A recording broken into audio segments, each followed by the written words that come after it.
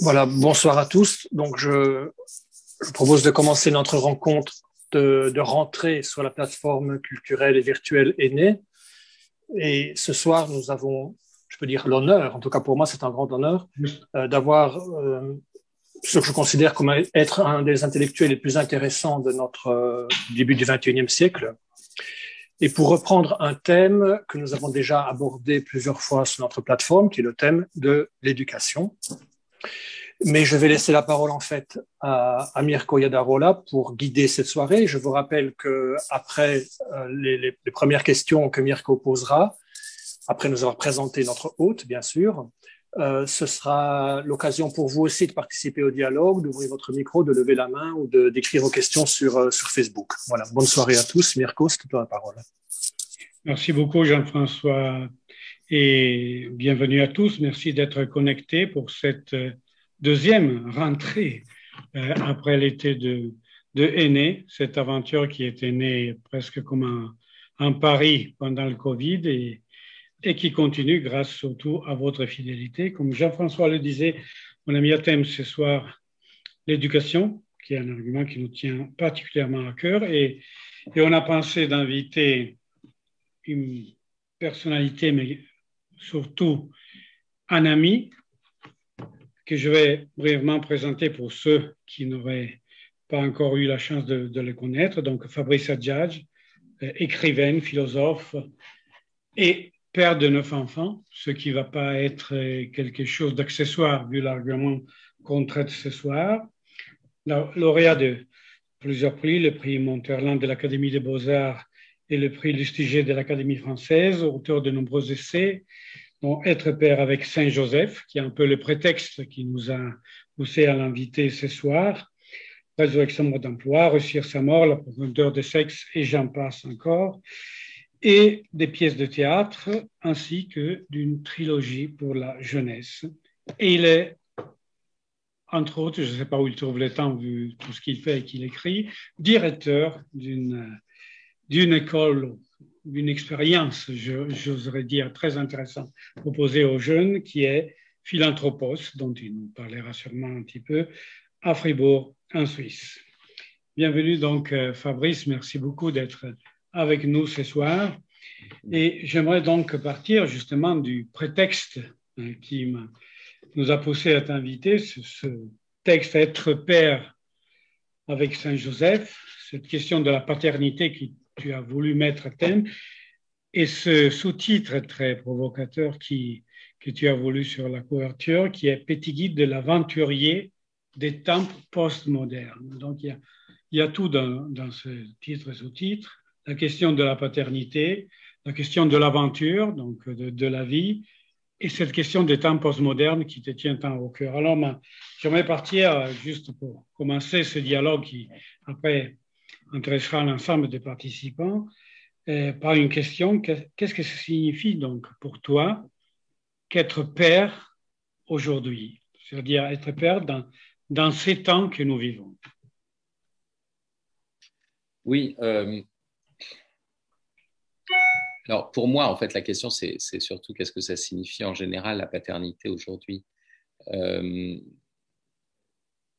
certaine façon, il fut un temps où la paternité bénéficiait de nombreux soutiens sociaux.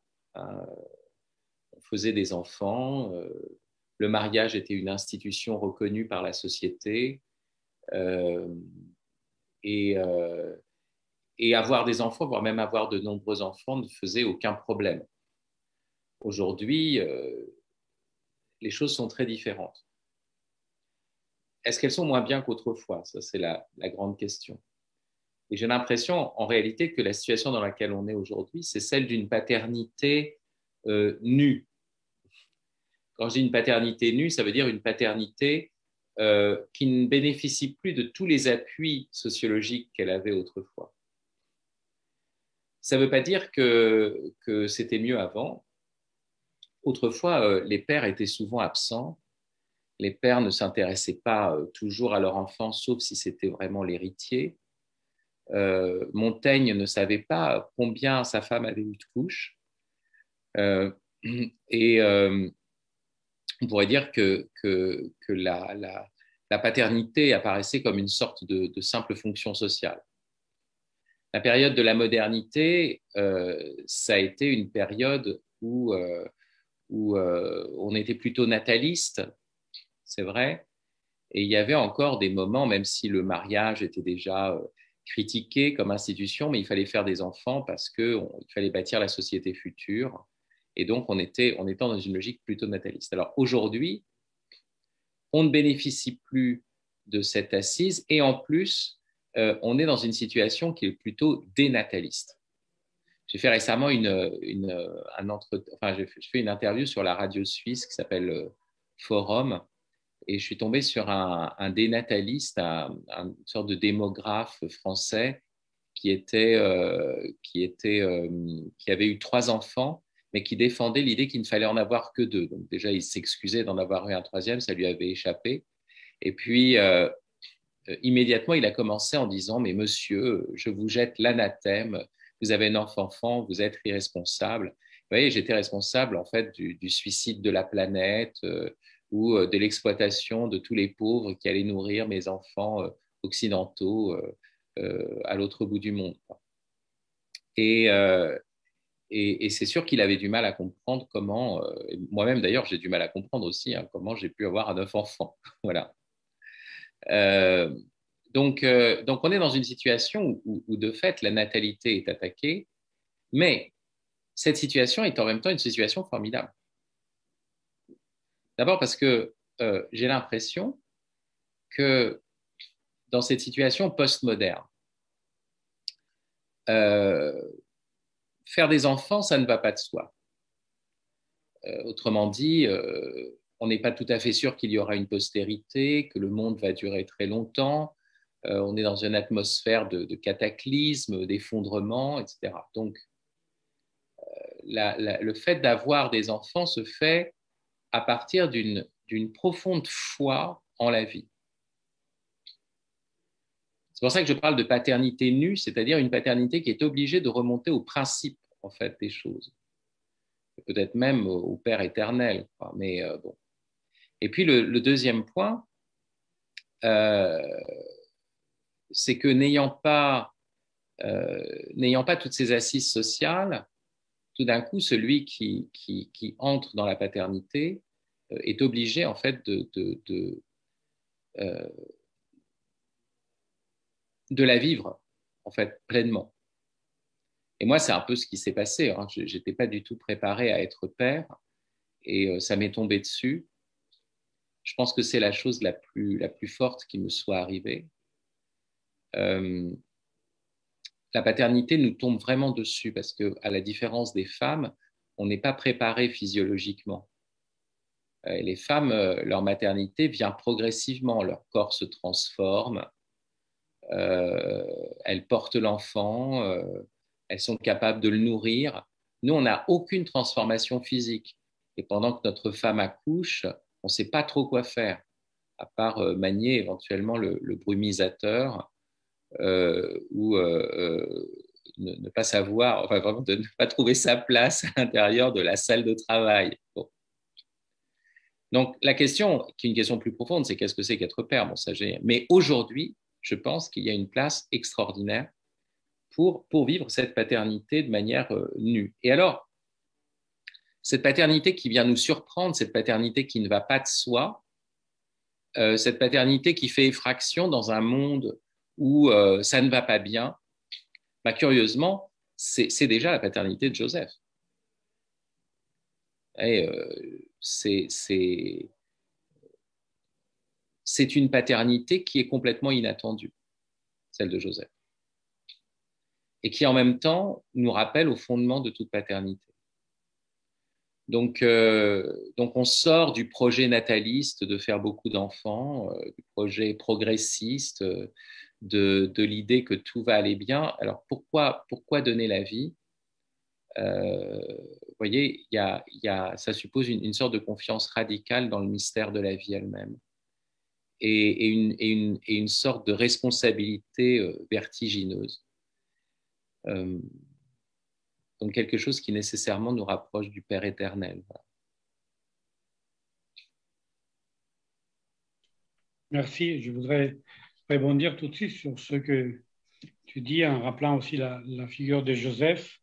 Dans ton livre, tu as des affirmations très fortes sur la figure de Joseph, d'une certaine façon en cassant un petit peu l'image un peu piétiste que nous avons et en le posant comme exemple véritable d'un père. Par exemple, tu dis, ma thèse est au contraire que nul n'est plus radicalement père que Joseph, ou encore... Oui, là-dessus, justement, bon, il y a eu toute une tendance à parler de Joseph comme un père adoptif, un père nourricier, un père, même le pape François emploie encore le terme de père légal pour le ramener du côté de la loi, mais enfin bon.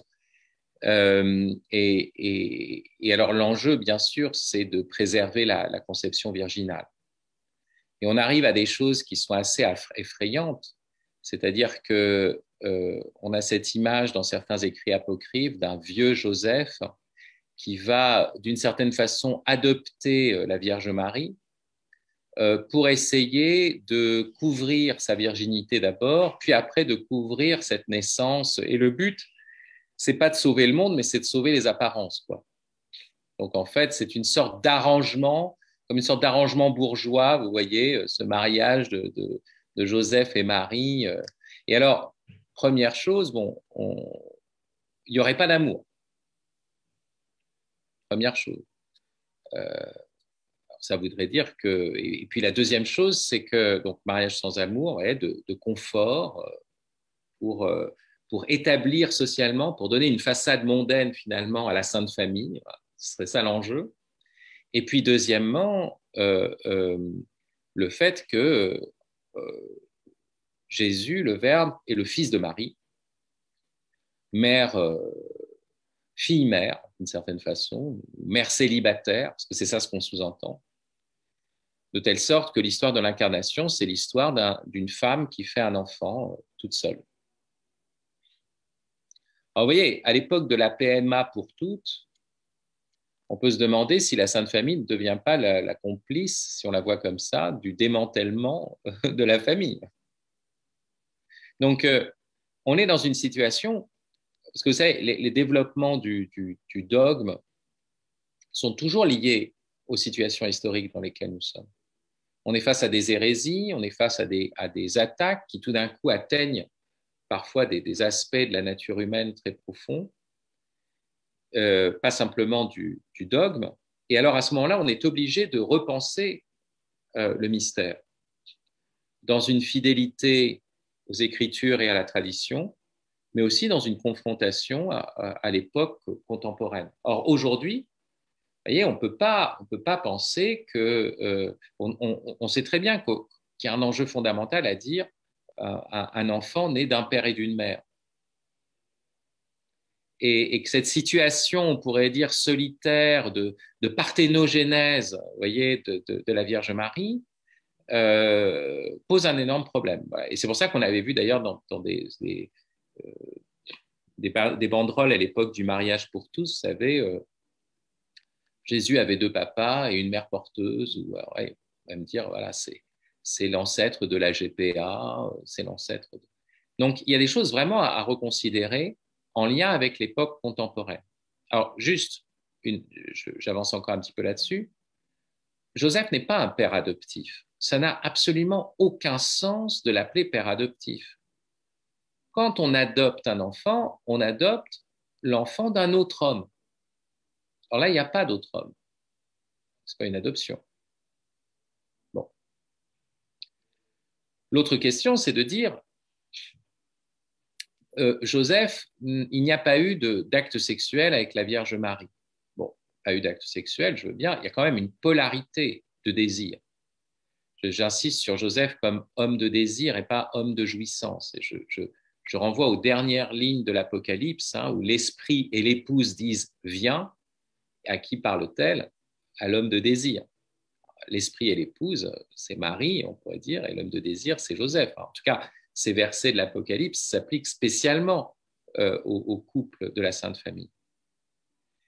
Donc, il faut aussi penser qu'il y avait un désir entre Marie et Joseph. Et si Marie s'est fiancée à Joseph, c'est qu'elle est tombée amoureuse de lui.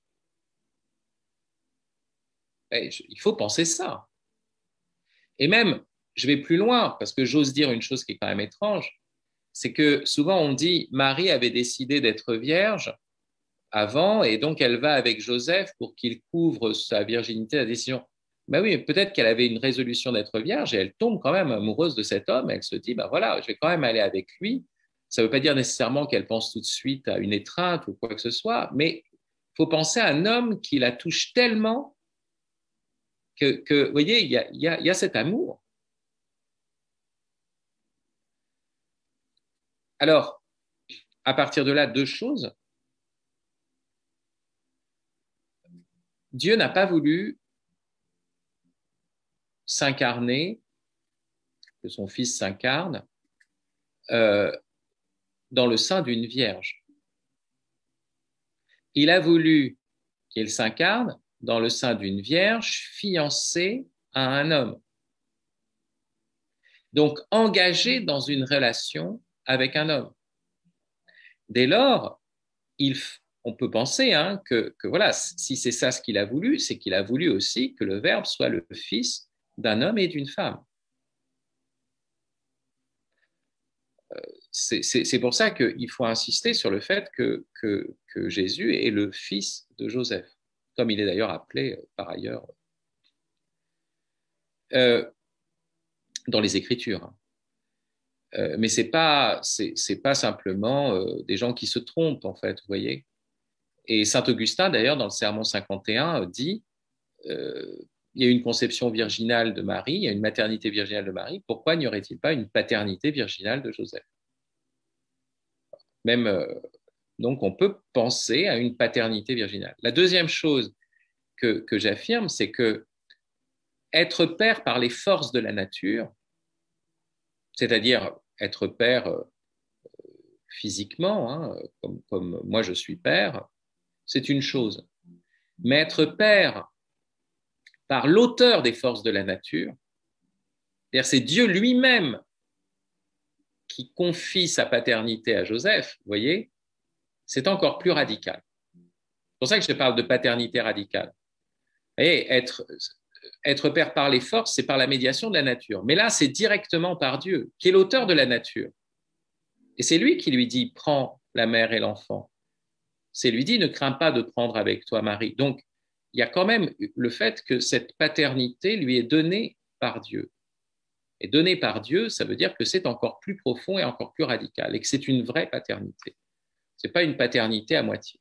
Alors maintenant, après, ça nous pousse à réfléchir à ce qu'est notre propre paternité devant cette paternité-là.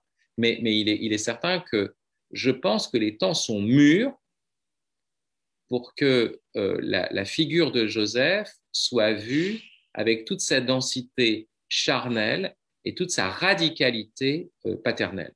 Voilà. Je voulais revenir aussi sur une autre chose que tu as dit au début de ton intervention. Je n'étais pas préparé à être père. Alors, j'aimerais te demander, mais chemin faisant, au bout de 9 enfants, est-ce qu'on a appris à devenir père? Et avec une deuxième question liée à ça, parce qu'à un moment donné, tu dis toujours dans ton livre, par Joseph devient divin le fait d'être en particulier, de s'appeler par exemple Fabrice Adjadj, d'être né en Nanterre dans une famille juive tunisienne, etc., etc. C'est comme si en parlant de la paternité, tu te restituais par contre dans le fait d'être fils. Alors, oui, tout à fait. Une chose que je distingue très fortement, c'est l'enfant et le fils. Je pense d'ailleurs même que dans la vie chrétienne, on a trop confondu l'esprit d'enfance et l'esprit de filiation. Nous sommes fils de Dieu, mais être fils, c'est pas être puéril, toujours. Et donc, souvent, alors il y a une dimension d'esprit d'enfance, mais il ne faut pas oublier que le mystère est celui de notre filiation, cette filiation que saint Paul appelle filiation adoptive parfois, mais enfin, là aussi où le mot adoption reste quand même imparfait. quand on est enfant, on n'est pas sûr d'être enfin, on n'a pas très envie d'être l'enfant de ses parents. Donc, on se rêve en chevalier, en super-héros. En fait, c'est ce qu'on voit très bien quand les gens se sont mis à aimer Harry Potter, vous voyez, toute la jeunesse. On attend une lettre de Poudlard. On attend la lettre qui va nous annoncer qu'on va être amené à l'école de magie et que voilà, qui va nous révéler nos super-pouvoirs, Et puis, quand on est adolescent, on a beaucoup d'autres parents, si vous voulez. Bon, maman est là, bien sûr, parce qu'elle nous enveloppe. C'est vrai que la situation à cet égard n'est pas tout à fait égale. Il y a des proverbes qui disent on n'a qu'une seule mère, mais on a plusieurs pères. Bon, ça. Mais très vite, on a des maîtres, et alors on s'éloigne. Moi, je me suis pas de rapport à mon propre père, mais j'ai cru que j'étais le fils, à un moment donné, de Saint Augustin Ouais, c'était assez noble aussi. Jusqu'au moment où le mystère de l'incarnation nous frappe, c'est-à-dire Dieu. Il faut entrer dans la foi et dans la maturité de la foi, où, d'une part, je comprends que c'est une providence de Dieu qui fait que je suis dans ce temps, dans ce lieu, et que j'ai eu ces parents-là. Et que pour moi, il n'y a pas mieux que ça. C'est une volonté de Dieu. Donc ça, c'est la première chose. Et donc, il faut déjà la maturité de la foi, d'une certaine façon, pour accepter d'être le fils de ses parents. Et on met du temps, hein. C'est ce que je veux dire, c'est que ce n'est pas au début. L'enfant, voilà, ce n'est pas une évidence pour lui. On met du temps à être fils. Et dans la découverte de notre propre filiation, de ce qu'ont été nos parents pour nous, bien sûr, il y a notre propre paternité. Enfin, moi, je vois, en devenant père, j'ai compris ce que moi, j'avais été pour mes parents. Et je ne pouvais pas le voir autrement. C'est une situation qui était trop dissymétrique. Alors, je pense que j'ai beaucoup appris sur la paternité de mon père, sur ses limites, sur les malentendus qui n'ont pas manqué d'avoir lieu entre nous. Parce que moi-même, je suis exposé aux mêmes limites, aux mêmes malentendus. Voilà. Donc, tout d'un coup, je comprends. Et c'est ça qui est très, très beau. La paternité est un mouvement sans retour, où les enfants, c'est la première chose qui est dite dans la Bible, hein. La première fois que le mot père apparaît dans la Bible, c'est pour dire que l'homme quittera son père et sa mère. C'est quand même ça qui est complètement fou, hein. Et donc, en fait, la paternité, c'est un mouvement sans retour. Et même si nos enfants doivent honore ton père et ta mère, honore, hein, du kabod, d'honneur du poids en hébreu, honore ton père et ta mère, et tu auras longue vie sur la terre. Et c'est curieux, c'est tourné sur la vie à venir et sur la vie future. Il ne s'agit pas d'honorer nos parents simplement en leur restituant, en leur étant simplement redevables de ce qu'ils ont fait. La meilleure manière d'honorer nos parents, c'est nous-mêmes d'aller de l'avant, d'une certaine façon de leur tourner le dos et d'entrer nous-mêmes dans l'aventure de la fécondité. La gloire d'un père, c'est que son fils devienne un homme mûr et soit père à son tour. La gloire de mon père, c'est que vous portiez du fruit. Et la paternité est une aventure dans la droiture.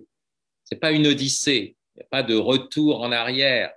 C'est une aventure qui ressemble plus à celle d'Énée qu'à celle d'Ulysse. Justement, hein, parce qu'on est la plateforme Énée. Énée va quitter Troie en portant son père sur ses épaules. Hein, il y a cette fameuse image, la statue du Bernat, hein, qu'on voit à la Villa Borghese. Mais surtout, Énée ne revient pas à Troie. Il part en avant. Et c'est son fils qui va devoir accomplir des choses. Ça viendra après lui, en fait. Hein. Lui commence l'installation. Donc, vous voyez qu'il y a, je pense qu'il y a ce mouvement de droiture. Alors, est-ce qu'on apprend? Je reviens à ta première question parce que c'était la première.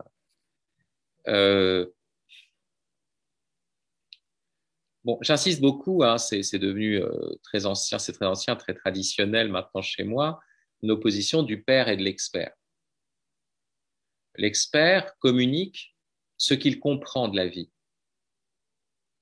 Le père transmet la vie, même dans ce qu'elle a d'incompréhensible. Donc un père est par nature n'est jamais un expert. Alors, le mot expert peut venir du mot expérience. Je sais que c'est un mot qui est très très aimés dans le mouvement. Mais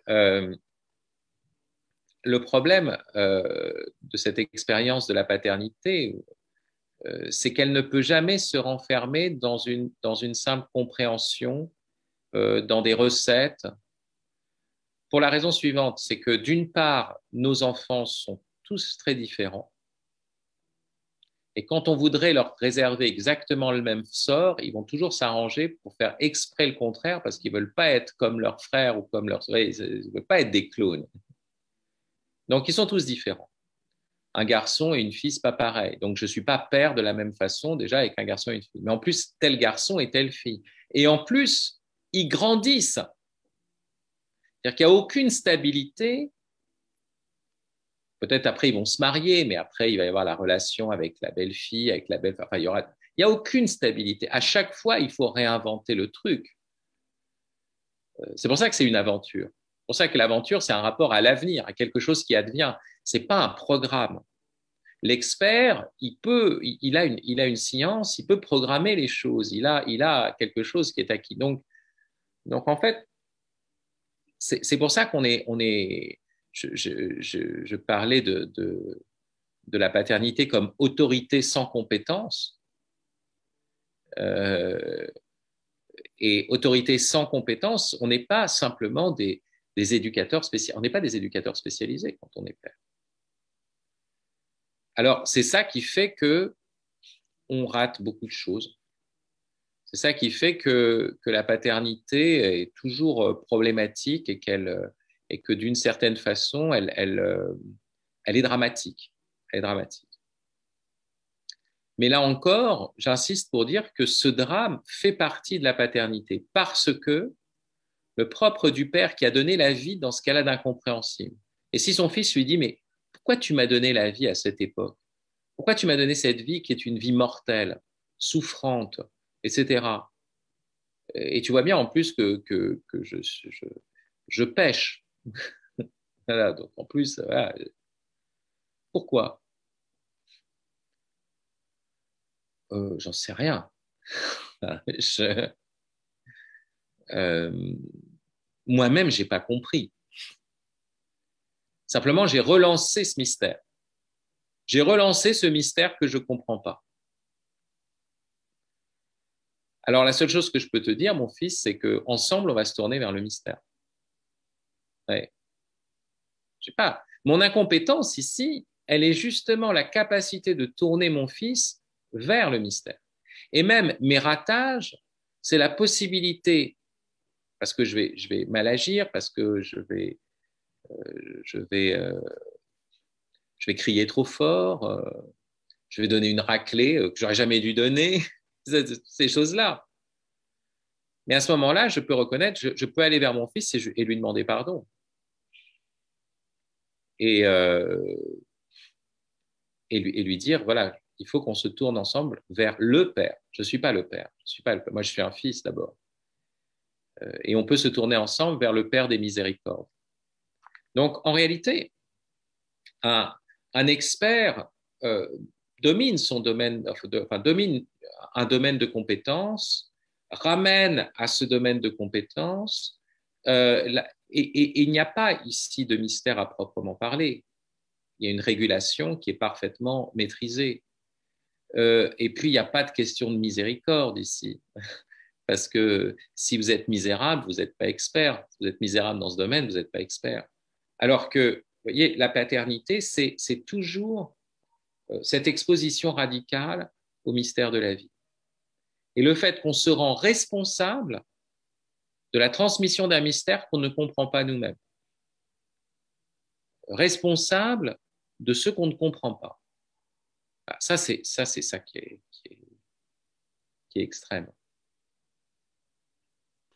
Je rebondis immédiatement parce qu'en t'écoutant, il y a plein d'autres questions qui me sont venues à l'esprit. Tu as dit, en parlant des pères, on n'est pas des éducateurs spécialisés.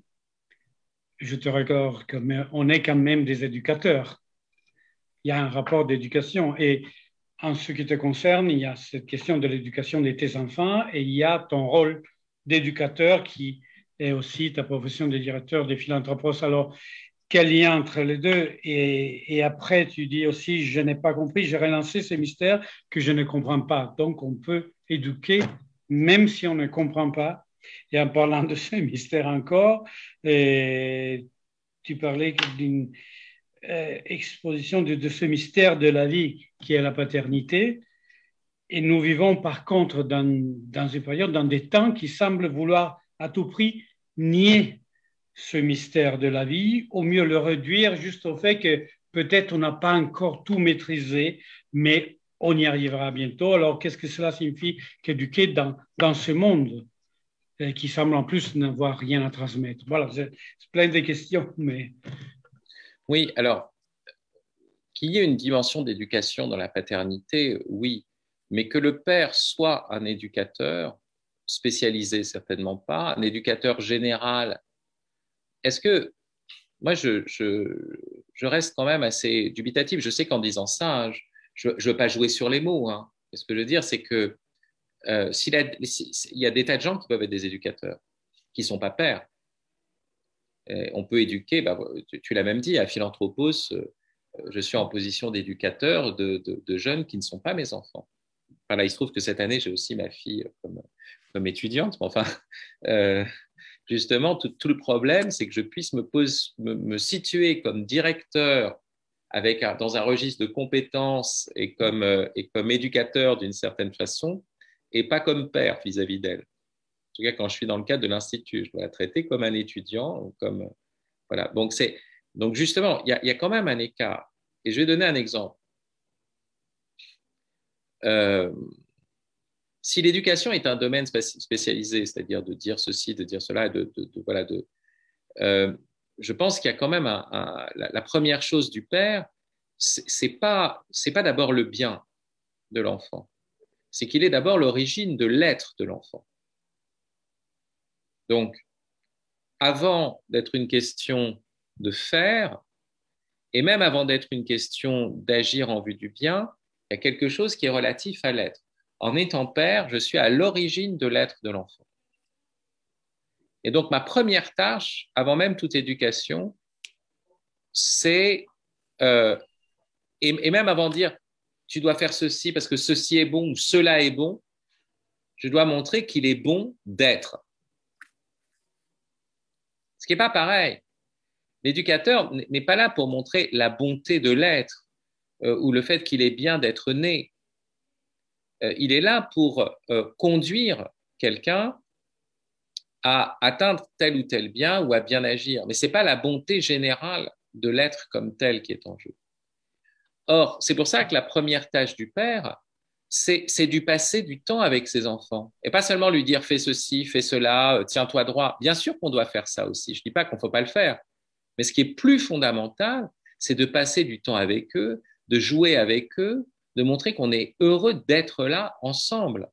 Même à rien faire, même à faire l'imbécile, même à courir à quatre pattes derrière. Je ne sais pas si je suis un bon éducateur. Moi, je fais beaucoup l'animal, je rampe sur le sol. Mon grand truc avec les petits, c'est d'essayer de les dévorer. Quand c'est des garçons un peu plus grands, j'essaye de me battre avec eux. Quand c'est des filles, je joue, je les embête, voilà, je leur fais des... Voilà. Est-ce que je suis un éducateur en faisant ça? Non, mais l'enjeu, c'est je suis heureux qu'ils existent. Je suis heureux d'être avec eux. C'est la première chose qu'on doit vivre. Et c'est pour ça qu'il y a quelque chose qui relève du socle même de l'éducation, avant même de parler d'éducation. Je pense j'ai une fille qui s'appelle Abigail, ma dernière, qui s'appelle La joie du père. Mais je pense à Douve, là, que je vois maintenant, là, qui a pas mis son micro. Mais Douve, quand elle voit un de ses enfants, elle dit ma joie. Et c'est très frappant parce que justement, avant même tout rôle, je dirais, éducatif, c'est montrer qu'il est bon que tu sois là. Il est bon que tu sois là. Et pas, voilà le bien, et il faut que tu atteignes ce bien-là. C'est d'abord, il est bon. Nous, on est là d'abord pour ça. Après, il y a des gens qui sont meilleurs éducateurs que nous, hein. Mais à quoi bon acquérir ceci, devenir ceci ou cela, s'il n'est même pas bon d'être? Et aujourd'hui, justement, dans cette situation où tous les projets politiques ont l'air de s'effondrer, où les utopies se sont effondrées, où ouais, on pouvait à la limite ne pas être sûr qu'il était bon d'être, mais qu'il était bon de rejoindre le Parti communiste et d'essayer de faire la société de l'égalité parfaite. J'en sais rien. Mais là, il n'y a même plus ça, plus personne n'y croit. Il ne reste, nous sommes dans une époque où en fait, on est reconduit à la métaphysique, c'est-à-dire à la bonté de l'être, mais pas à la métaphysique théorique, à cette métaphysique qui est celle du père ou de la mère qui par ses actes, par son regard, par le fait le temps qu'il peut perdre avec ses enfants, voilà, dit il est bon que tu existes. Voilà. Il est bon d'être. Ça, bien sûr, ça suppose une espérance, ça suppose une foi par ailleurs, mais ce que je veux dire, c'est que voilà, la question d'être éducateur, je pense qu'on passe à côté quand on insiste trop sur la fonction éducative. Je suis désolé, hein, peut-être que je te déçois, Mirko, en disant ça. Non, absolument, mais... Ou Jean-François qui voulait absolument qu'on parle d'éducation. Alors voilà. Mais effectivement, en t'écoutant, je n'ai pas pu m'empêcher à ce que dans ma vie, j'ai vu être des véritables éducateurs envers moi. Et au fond, si je dois trouver quelque chose qui les accommune, qui est un trait commun à tous, c'est qu'ils avaient un regard, je dirais presque de paternité ou de maternité sur moi. C'est-à-dire, voilà. Oui. Donc, je voulais comprendre, par exemple, tu dis, OK, j'aurai ma fille en cours, elle est ma fille, mais de l'autre côté, il faut que je la trouve comme un étudiant. Mais être père, en quoi te sert vis-à-vis de tes étudiants de philanthropos, qu'ils soient ta fille ou qu'ils soient de parfaits inconnus? Non, là-dessus, tu as raison. Hein, je peux pas, je veux dire, il y a quelque chose qui est le regard de la paternité aussi qui va se poser, c'est-à-dire justement ce regard qui dit je suis heureux que tu sois là, je suis heureux de passer du temps avec toi. Et c'est vrai que ça se passe avec les étudiants. J'ai vraiment la grâce d'être émerveillé en fait par le visage de chacun de mes étudiants et d'être content qu'ils soient là. Oui, ça c'est vrai. Après, est-ce que c'est déjà ça l'éducation? C'est ça ce que je veux dire. Voilà. C'est pour ça qu'il ne faut jamais oublier la source de l'éducation. Souvent, le pape François lui-même disait, il recevait, quand il a des pères en confession, alors les pères disent, voilà, j'ai pas fait ceci, j'ai pas fait cela pour mon enfant, j'aurais dû mieux lui expliquer ceci, mieux lui enseigner cela. Et le pape François disait, mais enfin, il n'était peut-être pas pape à l'époque d'ailleurs, mais est-ce que vous jouez avec eux? Est-ce que vous avez passé du temps pour jouer avec eux? C'est curieux. Bon, alors on peut dire, bien sûr, le jeu a des aspects éducatifs ou non. Bah, mon but c'est pas une performance. C'est juste, c'est bien quoi. C'est inconditionnel. En fait, on joue pas pour éduquer, on éduque pour pouvoir être ensemble gratuitement, pour pouvoir jouer, pour pouvoir converser comme on le fait ce soir. C'est pas utilitaire. Et il faut qu'on vive d'emblée ces moments-là avec nos enfants. Faut qu'on aille déjà vers, qu'on leur fasse goûter la finalité de toutes ces choses en fait. Donc voilà, bon, je parle de ça, gratuité, etc. C'est pour pas parler d'employer un mot galvaudé, usé jusqu'à la corde, qui est le mot amour, hein, bien sûr. Mais enfin bon, c'est aussi banal que ça, hein, ce que je dis. Et alors, l'éducation, c'est quoi au fond? Je sais pas. Hein. Je sais qu'il y a des tas de gens qui pensent que je suis un éducateur, et même des gens qui pensent avoir été éduqués par moi, qui me le disent. Hein. Mais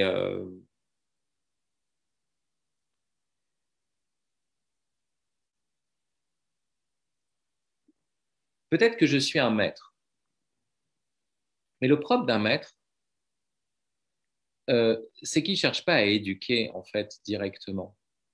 Le mot éducateur, hein, vous savez, c'est un vocabulaire moderne. Hein. C'est un truc qui vient au siècle des Lumières, déjà un temps un petit peu technocratique. Bon, alors, un maître, qu'est-ce que c'est qu'un maître?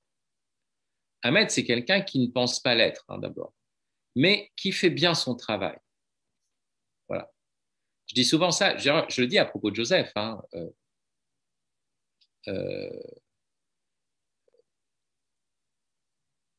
bon, d'abord, Joseph, est-ce qu'il a éduqué Jésus? Franchement, déjà, vous voyez, la situation, on voit bien que si tout d'un coup, il s'est dit, bon, je vais me mettre devant le Verbe incarné, je vais expliquer un peu la vie, là. Maintenant, il est la vie. Donc, déjà, on voit bien que cette position d'éducateur ne marche pas, là. Alors, si Joseph a quelque chose à nous apprendre, c'est précisément pour relativiser cette position d'éducateur. Ça, c'est la première chose. Mais Joseph va faire quelque chose. Il y a ces images où on voit Joseph en train de travailler. Et c'est ça, ce qu'on appelle un maître, hein, c'est qu'on le voit faire les choses. Et on dit, ah, je voudrais faire comme lui, ou je voudrais faire. Je dis toujours, le maître ne regarde pas le disciple, il lui tourne le dos. Parce que le maître, c'est quelqu'un qu'on suit. C'est pas quelqu'un qui nous regarde. Donc Joseph est en train de faire le travail du bois. Et il le fait tellement bien que l'autre. Alors, nous, on fait à côté. Alors, il dit, ouais, non, mais ouais, fais pas comme ça, fais un peu plus comme ça. Voilà. Mais on n'est pas en train de dire, je suis en train de t'éduquer, tu vas voir. Non! Même à la limite, on lui donne un coup parce qu'on lui dit, non, mais qu'est-ce que tu as fait de. Regarde. Mais on a envie de faire comme lui. Donc, moi, qu'est-ce que je fais? J'essaye de penser, je me mets face à un objet de pensée ou à une réalité et j'essaye de la dire. Et alors, à ce moment-là, mes étudiants ou des gens disent, ah, mais c'est intéressant quand même, c'est vivant. Et c'est ça qui va les faire s'élever, en fait, je pense. Hein. Je crois beaucoup, en fait, oui, enfin, au fait que d'abord, on voit une iconographie de Joseph où Joseph ne regarde pas Jésus, il regarde le bois à transformer, à découper, il fait bien son travail et Jésus le regarde en train de faire. Il lui amène même la lumière, vous savez, beaucoup d'images avec la bougie, c'est lui qui. Et donc, c'est pour ça que quand je suis avec mes enfants, si je joue avec eux et que je joue bien avec eux, quand je travaille, s'ils me voient travailler et qu'ils voient le travail que je fais et qu'ils ont l'impression que c'est bien, quand je suis avec mes étudiants et qu'ils me voient en classe, je ne suis pas en train de leur dire, voilà, tu dois faire ceci, tu dois faire cela, Marie-Argot, tu dois un peu changer ton attitude, etc.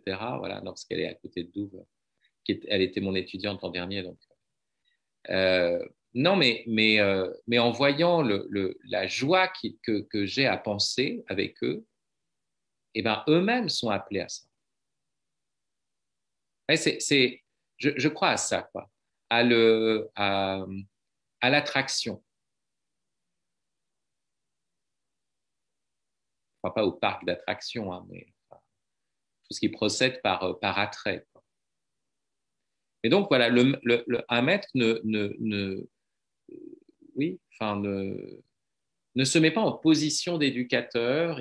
Mais à nouveau, hein, là, je suis en train d'expliquer mes propres limites. Hein. Il y a des gens qui sont des vrais éducateurs, etc. Moi, je ne suis pas bon pour ça, en fait. Je crois que je ne suis pas bon pour ça. C'est ça, d'ailleurs, qui a créé des conflits avec mes anciens adjoints qui, eux, étaient vraiment dans une posture très éducative, etc. Mais je disais, mais si moi, j'ai une attitude exemplaire, c'est ça qui va. Alors, bien sûr, quand tu transgresses une règle, je donne telle ou telle sanction, etc., je veux bien.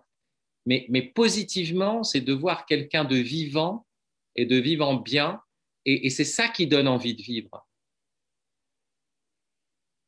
Enfin, voilà, Dieu, il a compris que ça ne suffisait pas de nous dire la loi. Il est venu lui-même. Il nous a dit, regardez, comme c'est bon d'être humain. Vous voyez, je vais vous le montrer. C'est incroyable. Je vais faire un truc, je vais avoir des disciples et tout, on va faire des grandes sorties, des grandes virées, on va faire des miracles, on va dire des paroles complètement folles.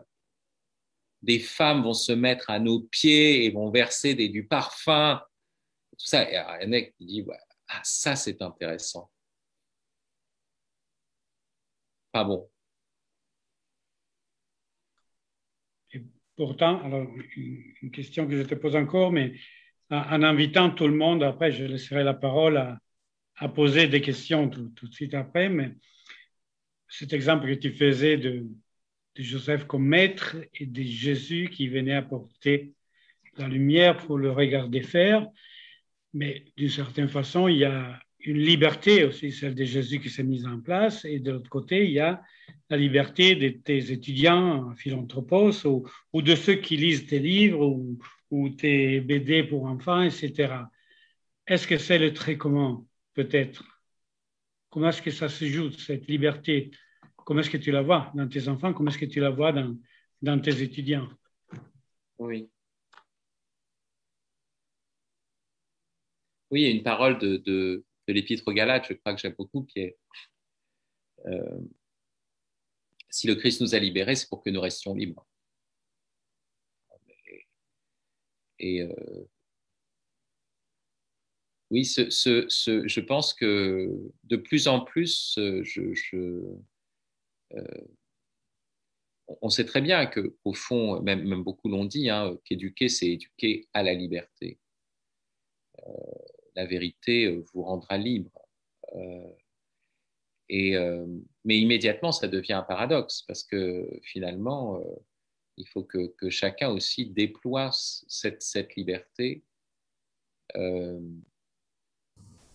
entre dans une créativité en fait, et ne soit pas simplement celui qui rentre dans un moule ou simplement dans des cadres. Donc oui, je pense que je suis toujours très très touché de voir des personnes libres. Et finalement, oui, je veux que mes enfants soient libres et même libérés de moi-même. C'est une des choses les plus difficiles, en fait.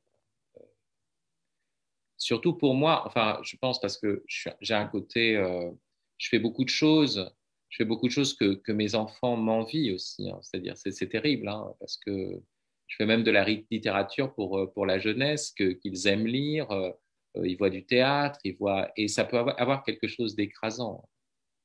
Là, j'en suis conscient. Et donc, ma tâche, ça sera qu'ils deviennent, voilà, c'est leur montrer une liberté, mais il faudra aussi qu'ils soient libérés de moi-même. Vraiment.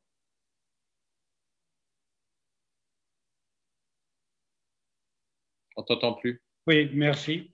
Je disais merci beaucoup. Et donc, on laisse maintenant la parole à ceux qui désirent intervenir. Alors, Jean-François, un petit rappel des modalités techniques. Donc, tout simplement, je crois que chacun peut réactiver son propre micro et poser les questions. Alors, j'en profite, moi, pour poser une question, peut-être justement en attendant que les plus courageux lèvent leurs mains ou réactivent leur micro. J'ai une certaine sensation d'un peu de cette soirée, du titre, du livre aussi que vous avez choisi, Être père avec Saint-Joseph, ou bien j'ai rejeté un coup d'œil à ce livre, on voit rien du tout, mais ça c'est Réussir sa mort, antiméthode pour vivre, que j'avais ici avec moi. Et je me pose une question, mais ce discours que vous nous avez fait ce soir, ou ces livres que vous écrivez, j'ai l'impression qu'ils ne peuvent être acceptables que par quelqu'un qui se trouve déjà dans notre secte, je dirais, qui a déjà en quelque sorte, qui a déjà des codes pour comprendre la foi chrétienne, qui a une tradition, etc. Mais il me semble que nous sommes aujourd'hui dans un monde qui est parfois très loin de ces codes maintenant, qui ne les comprend plus, justement. Alors, ma question est un peu de comprendre, mais vous êtes sûr que avec un titre comme ça, avec ce que vous nous dites aujourd'hui, vous pouvez rentrer en contact avec l'homme d'aujourd'hui? Alors, bon, moi, je suis pas un VRP en Tupperware qui cherche à rentrer en contact avec l'homme aujourd'hui pour lui vendre son truc, hein. Moi, j'en sais rien. Enfin, je suis un homme d'aujourd'hui. Et donc, il y a plusieurs choses. D'abord, j'ai cette certitude parce que moi, j'étais athée, hein. J'étais athée, j'étais anti-chrétien, tout ce que vous voulez. Donc, j'ai cette certitude que le Christ attire à lui tous les hommes. Que le cœur même de mon ennemi est attiré par le Christ. Le Seigneur te présente le sceptre de ta force, domine jusqu'au cœur de l'ennemi. C'est le psaume qui dit ça. Le psaume qu'on dit tous les dimanches au Vêpres.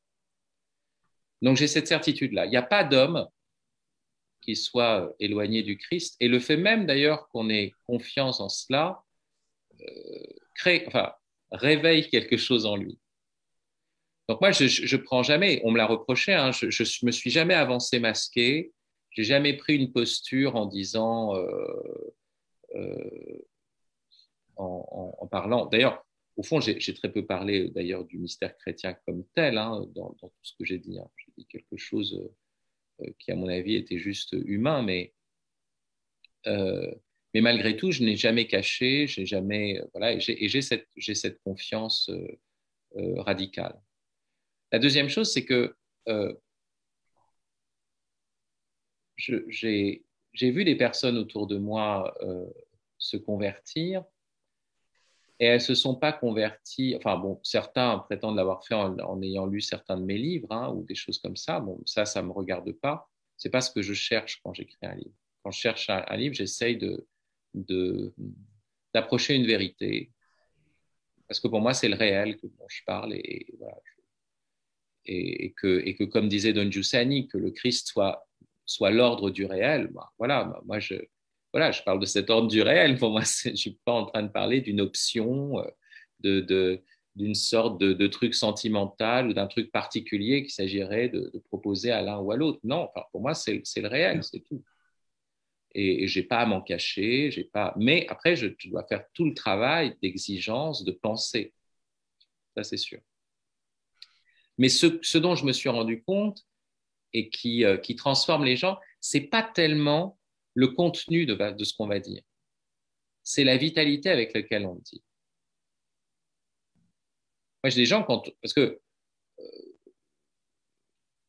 si vous dites Jésus t'aime comme ça dans la rue, etc., oui, enfin bon. Mais est-ce que vous donnez envie que cette parole soit vraie? Le but, ce n'est pas de montrer que les choses sont vraies. C'est que les gens, parce que ceux qui ne veulent pas entendre, ils n'entendront pas. Hein. Mais qu'ils aient envie que ça soit vrai déjà. Comment est-ce qu'il y a cette envie? Une de mes amies qui est comédienne, que connaît Douve, Véronique, quand elle venait chez nous, qu'elle nous entendait parler du Christ, elle disait, mais n'importe quoi en fait. Mais là où elle était très étonnée, c'était dans notre manière de vivre, dans notre liberté, dans le fait qu'on avait une sorte une culture, qu'on réfléchissait, qu'on pensait.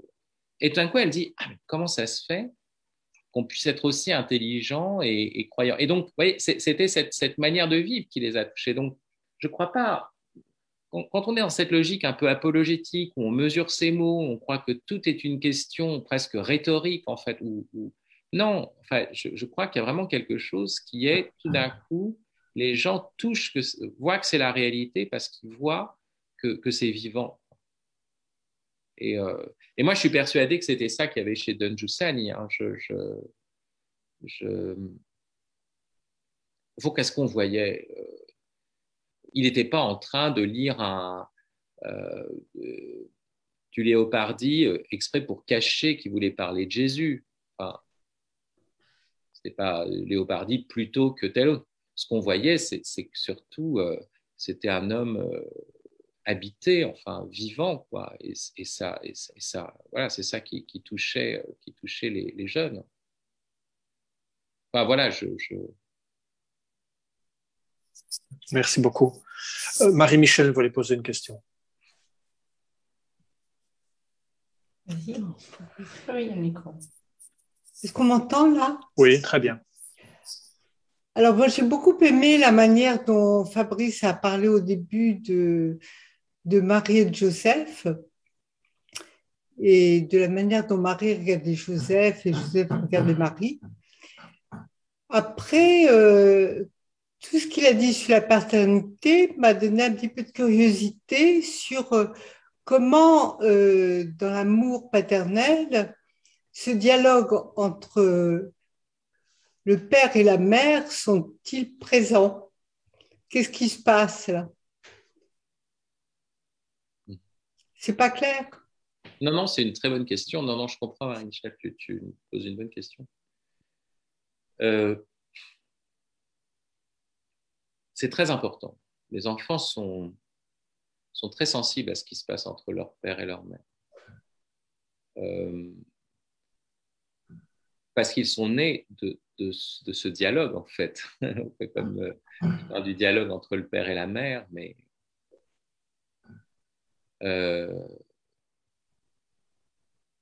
et c'est pour ça d'ailleurs que dans le livre des Proverbes, il est dit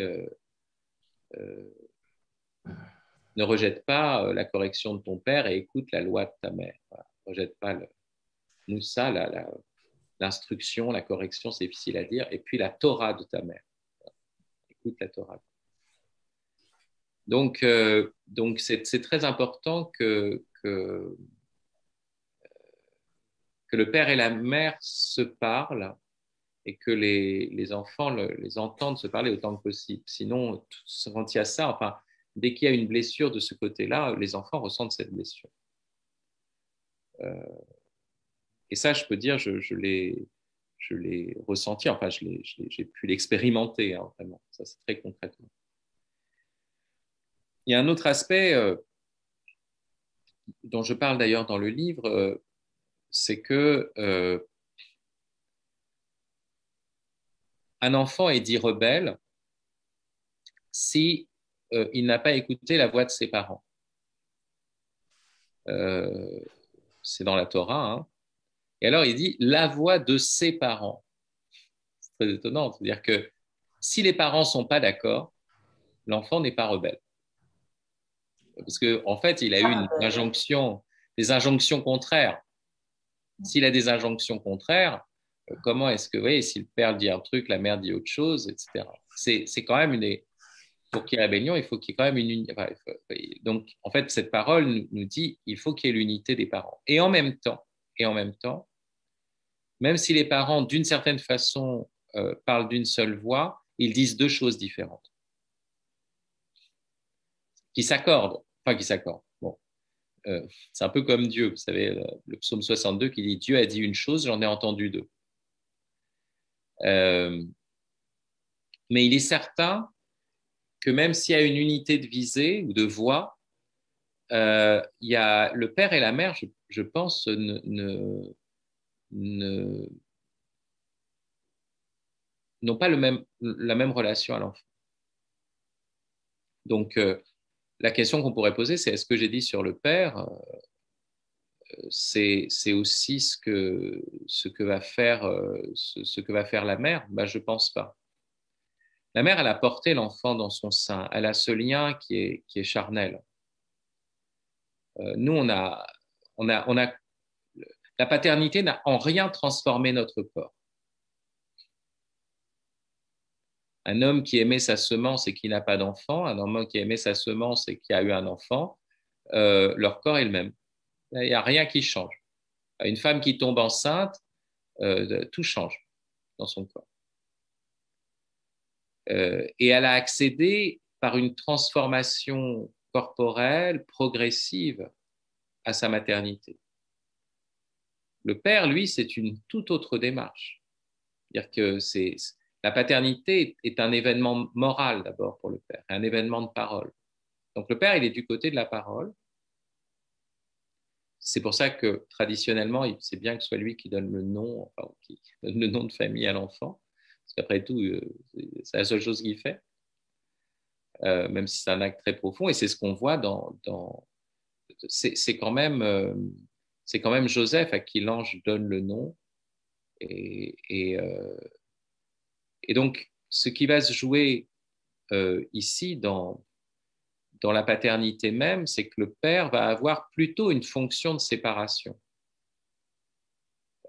En donnant un nom, déjà, il crée une sorte de séparation. Je ne voudrais pas entrer trop dans le détail de qu'est-ce que ça veut dire donner un nom, parce que donner un nom propre, c'est quelque chose qui exigerait beaucoup de temps, en fait. C'est un grand mystère hein, de donner un nom à quelqu'un. C'est peut-être le mystère le plus profond, hein, mais c'est vrai que Joseph fait ce que fait le Père éternel. De la même façon, la seule parole dont on est assuré de Joseph, c'est qu'il a dit Jésus quand on lui a demandé le nom au moment de... Et tu l'appelleras Jésus, dit l'ange. Donc il l'a appelé Jésus, ça on sait qu'il l'a fait. De la même façon, le Père éternel profère le Fils. Voilà, ça c'est sa identification de Joseph avec le Père. Mais ce qui se passe, c'est que, vous voyez, l'homme quittera son père et sa mère, ben c'est le père qui est entre la mère et l'enfant et qui opère justement, qui pousse l'enfant à quitter la famille, qui l'entraîne vers le dehors. Donc voilà, il y a l'amour du père et de la mère, il y a l'amour et comme j'ai dit, hein, l'amour humain, enfin, il a fallu que Jésus voie cet amour humain de Joseph et de Marie. Ça a fait partie, ça a été le cœur, on pourrait dire, de sa première acquisition humaine, quoi. La première chose qu'il a dû voir, c'est l'amour de ses parents. C'est le premier don que lui-même, en tant que Verbe, a dû faire à cet homme et cette femme. Mais après, il y a un écart entre le père et la mère. Et voilà. Bon, dans le livre, j'essaye aussi de montrer comment il est probable que Joseph et Marie se sont engueulés. Hein. Alors, ce que je dis ne veut pas dire que tout va bien. Hein. Tu vois, j'ai pas... Je dis que déjà, on peut s'entendre comme larron en foire. Quand les deux parents sont des pécheurs, en fait, ils peuvent ne jamais s'engueuler. Ils sont une sorte complaisants à l'égard de leurs petits trucs. Mais quand on vit avec une sainte, par exemple, c'est rude. Elle veut notre bonheur, elle veut qu'on vive bien, etc. Donc déjà, c'est beaucoup plus pénible. Et quand ce sont deux saints qui sont ensemble, alors là, ça doit être spécialement rude. Et on a des exemples de ça. Hein. On a, pas sous un ordre conjugal, mais Pierre et Paul. Paul et Barnabé. Paul, il avait le don de se fâcher avec tout le monde, je pense, en fait. Hein. Voilà, et c'est une question que je pose, c'est-à-dire que forcément, alors même qu'ils ne pêchent pas entre eux, il y a des moments où ils ont psychologiquement le sentiment d'avoir mal fait, où ils se sont engueulés, où ils ne se sont pas compris, parce que eux-mêmes, et on ne peut pas penser qu'il n'y avait pas quelque chose comme un pardon entre Marie et Joseph.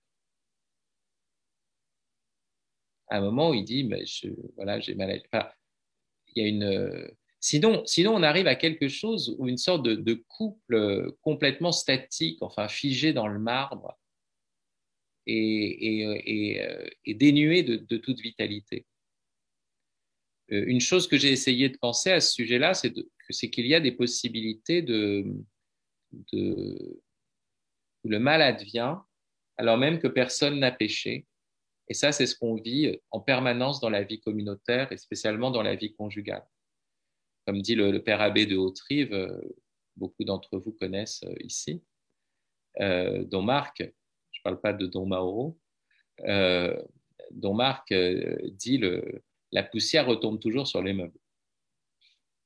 Et la question, ce n'est pas de dire qui a fait tomber la poussière, mais qu'est-ce qu'on va faire pour faire le ménage ensemble, quoi.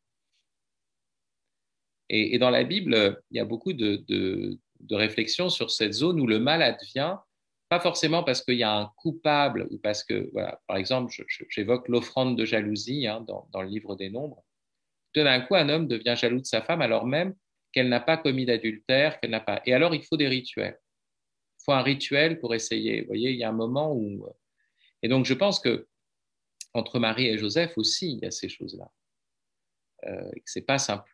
Voilà, faut sortir de cette vision complètement figée, inhumaine.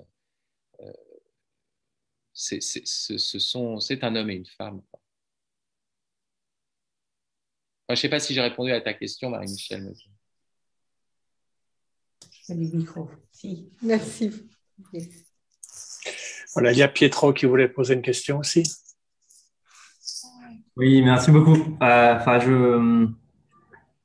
Enfin, j'ai une question très simple, enfin, très simple, mais en recevant l'invitation avec le titre, enfin, moi, enfin, j'ai 32 ans, je suis père de 3 enfants et euh, enfin, j'ai dit trop bien, enfin, j'ai envie d'y être ce soir, hein. Et en t'écoutant, enfin, il y avait enfin, plein de choses, si tu veux, intéressantes, euh, un peu théoriques. Enfin, et je m'interroge, enfin, la question que je pose, c'est tout ça, enfin, quel chemin et concrètement, enfin, tu as 9 enfants, mais dans ta vie au quotidien, comment ça s'est traduit dans le rapport avec eux? Et quel chemin, enfin, t'as fait du premier jusqu'à le 9e? Parce que enfin, moi, je me rends compte que chaque enfant, c'est une étape différente euh, dans cette aventure de père. Je ne sais pas si ça comprend ma question. Bon, alors justement, hein, j'ai insisté. Hein. Je ne sais pas si j'ai été. Enfin, forcément, j'ai parlé en général. Est-ce que j'ai été théorique? Je crois que j'ai essayé de me débarrasser de toute théorisation, justement. Enfin, ça a été vraiment ma tâche hein, ce soir. En tout cas, de ne pas être dans des abstractions, des conceptions. Et si c'est une aventure, c'est qu'à chaque fois, on apprend. Maintenant, quel chemin j'ai fait c'est difficile à dire. Ce qui est. Euh,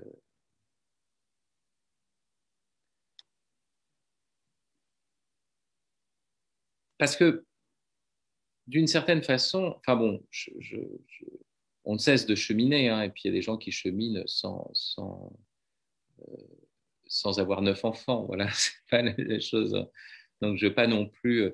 Le fait que j'ai eu 9 enfants n'a rien de programmatique. C'est pas, je dis pas que les gens doivent en avoir beaucoup d'enfants. Des gens qui n'ont qu'un seul enfant, il y a des gens qui n'ont pas réussi à en avoir.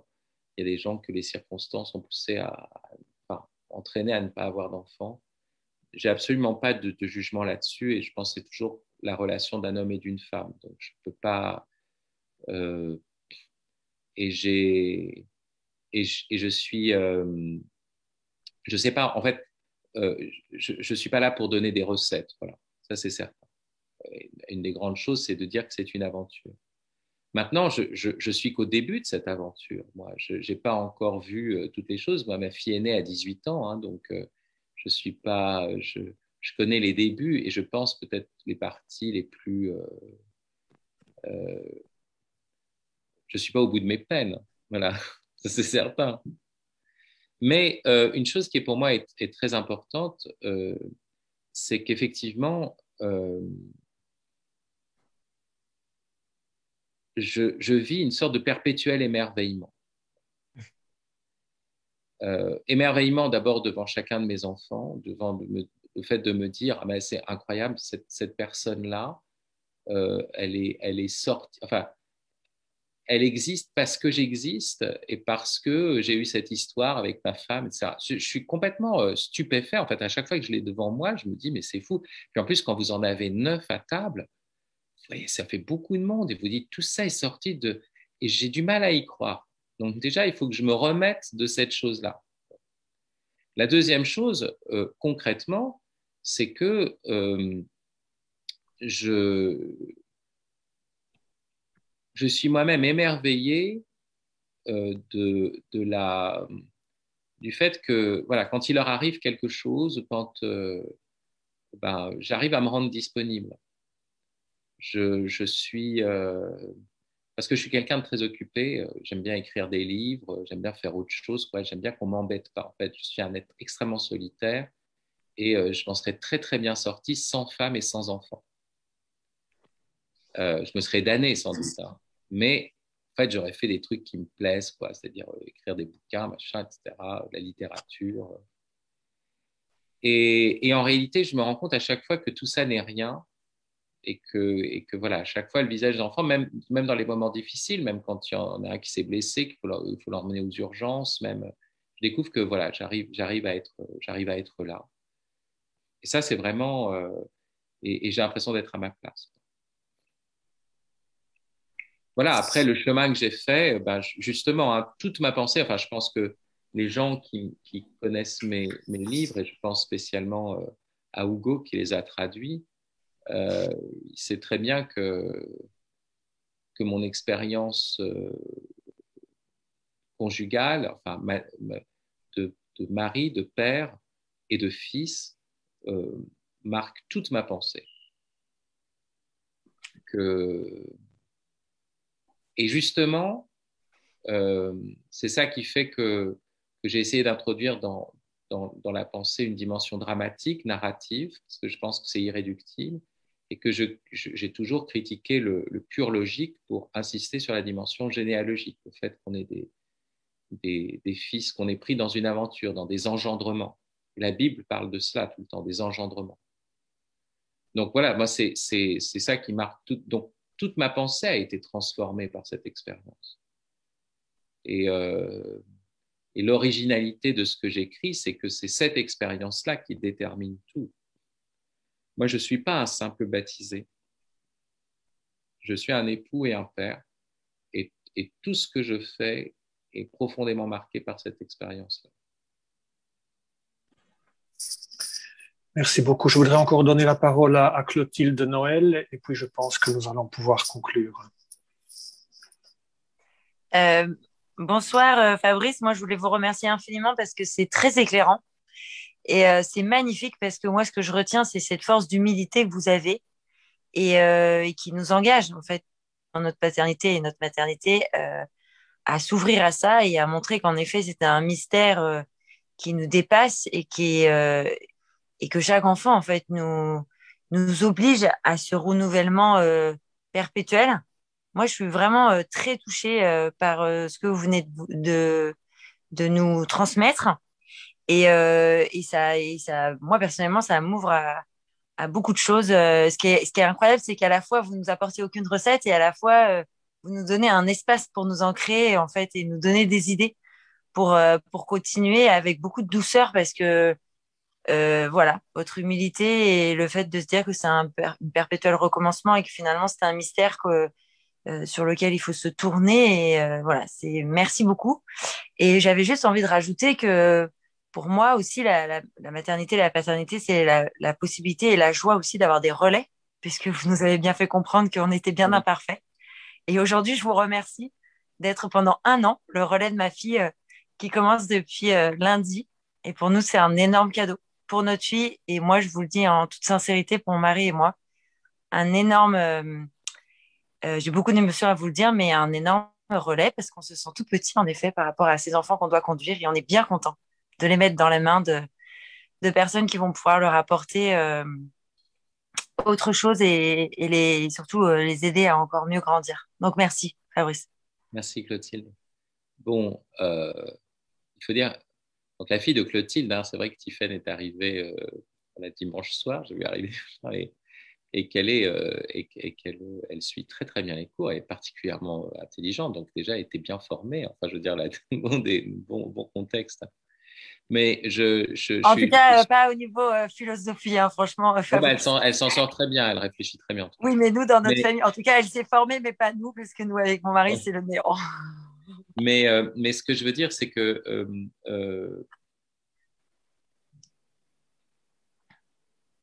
la vraie paternité, enfin, dans ce que vous dites, ça me frappe parce que c'est ce lien que moi, j'aurais jamais. Enfin, bon, moi, je ne sais pas si je suis humble, hein, ça, j'en sais rien. Mais je pense qu'il y a un lien profond entre paternité et humilité. Oui. Parce que c'est ça le sous-entendu. C'est-à-dire que Thomas d'Aquin dit que père, c'est vraiment un nom qui s'applique proprement à Dieu. Donc, nous ne sommes que pères par participation et nous donnons une vie qui est plus grande que nous et qui toujours nous échappe. Donc, il y a un moment où il y a une phrase qui est très belle de Saint Paul qui dit « Ayez assez d'humilité pour considérer les autres comme supérieurs à vous ». Et Or, ce qui est très étonnant, c'est que c'est spontanément, enfin, ça se fait, on peut être en rivalité avec nos enfants, on peut être, mais un vrai père, en fait, ce qu'il veut, c'est la gloire de son enfant, c'est que son enfant soit plus grand que lui. Et sinon, il n'est pas vraiment père. Enfin, je veux dire, et même déjà, il voit l'enfant, il se sent tout petit face à cet enfant qu'il a eu. Même si c'est un petit, d'ailleurs, encore plus à la limite, si c'est un petit. Moi, devant les bébés, enfin, devant ma fille Abigail, par exemple, en ce moment, je me sens vraiment tout petit. Je suis tout le temps émerveillé de tout ce qu'elle fait. Et je la vois comme plus grande que moi. Plus grande que moi. À chaque fois, je me dis, mais cette... Ah, elle ne sait pas encore, ça c'est sûr. Elle ne sait pas encore découvrir des trucs. Ça peut être aussi simple que ça, quoi. Mais il y a cet élan, cette joie d'être et d'être avec nous dès qu'on lui apporte quelque chose, dès qu'on lui est attentif, dès qu'on lui est...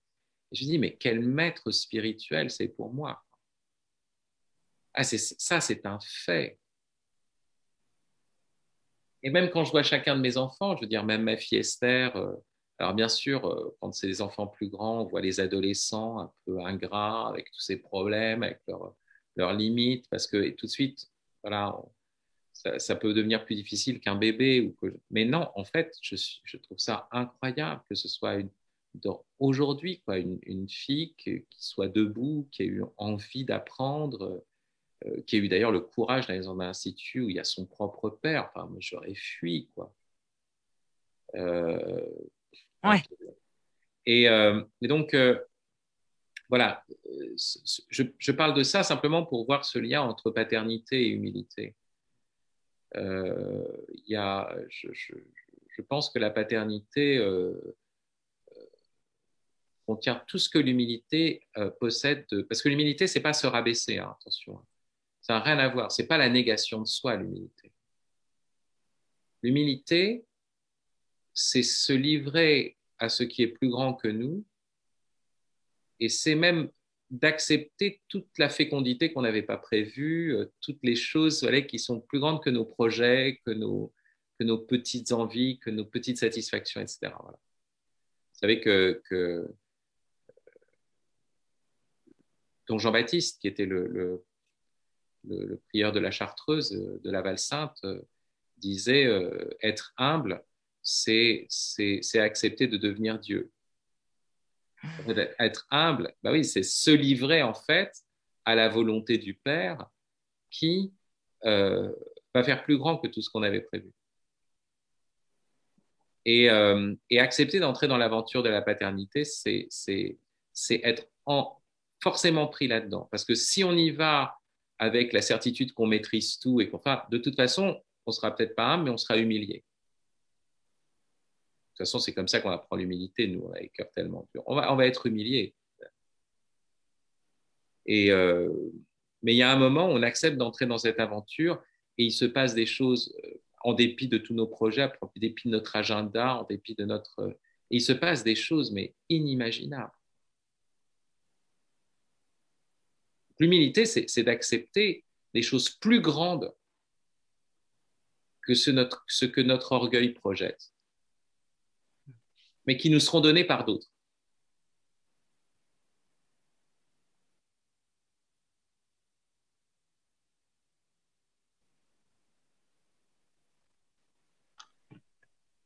Je pense qu'on peut conclure ici notre soirée. Je remercie vraiment de tout cœur Fabrice pour son intervention de ce soir, non seulement pour la disponibilité qu'il nous a donnée dans une période très chargée, début d'année scolaire et les autres engagements qu'il a en ce moment, mais surtout, je me permets de souligner pour les temps très personnels de ton intervention ce soir.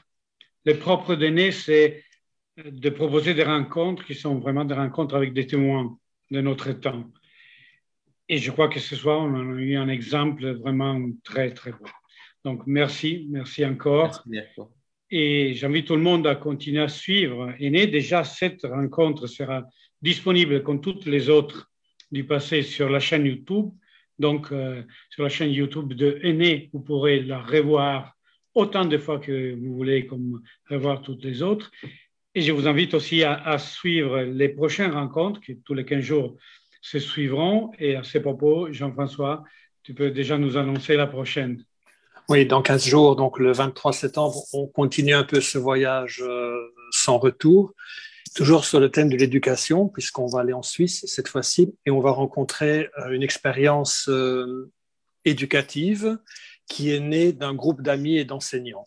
On va voir un petit peu ce que ça veut dire, avoir à cœur justement la personne, à l'intérieur d'un travail aussi éducatif, où je pense qu'on va continuer un peu ce thème père-expert, en quelque sorte, dont on a parlé aujourd'hui. Voilà, donc c'est le 23 septembre.